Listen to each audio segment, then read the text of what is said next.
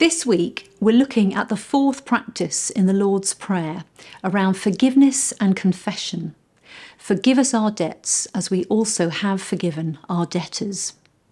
It's really important for us as Christians to regularly create space to look inwards, to engage in self-examination, to search our hearts to see if there's anything there that is disrupting our peace with God or our peace with others. But sometimes we think of sins as those really big infractions like murder, rape, or adultery. But sin can be these little actions that are so socially acceptable, like gossip, like watching the wrong film, and we think it's okay to do them. And we get over them quickly, but they are not the way of Jesus. They can be unconscious sins that we don't even know about. Sins that involve our motivations, our hidden desires, or even hidden prejudices that direct and govern our behaviour, and only careful examination can expose them. Some of us have deeply entrenched trust structures. These are attachments. Psychologists call them the emotional programs for happiness. They're the things that undergird our lives and give us security that we rely on for happiness and the promise of fulfilment. But they are not Christ. And these can be really difficult to recognise.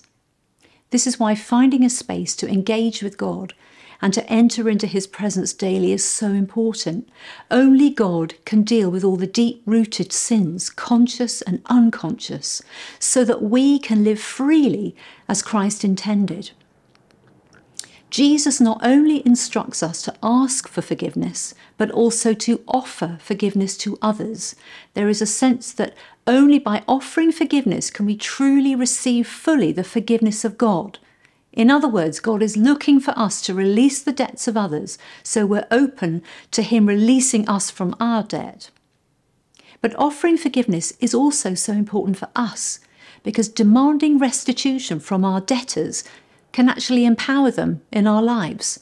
People hurt us, sometimes unconsciously, but sometimes it is conscious. Holding on to unforgiveness, especially in response to a person who's unwilling to apologise, can keep us in a contract with them that continually belittles us. Jesus will not allow us to be defined by our victimisers. We have to release them and break the contract with them in order to enter into the life-giving spirit, the divine, the all-powerful community of God. And this is how you do it. Request. Find a space, a time on a daily basis, and request the help of God's Spirit to reveal and show you if there's anything inside that offends him or is not consistent with his love and goodness. And number 2, reflect.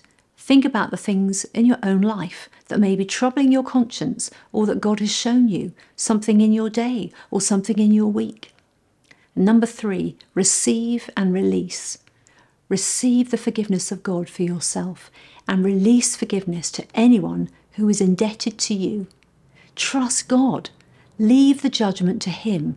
He's the only one who can handle it properly.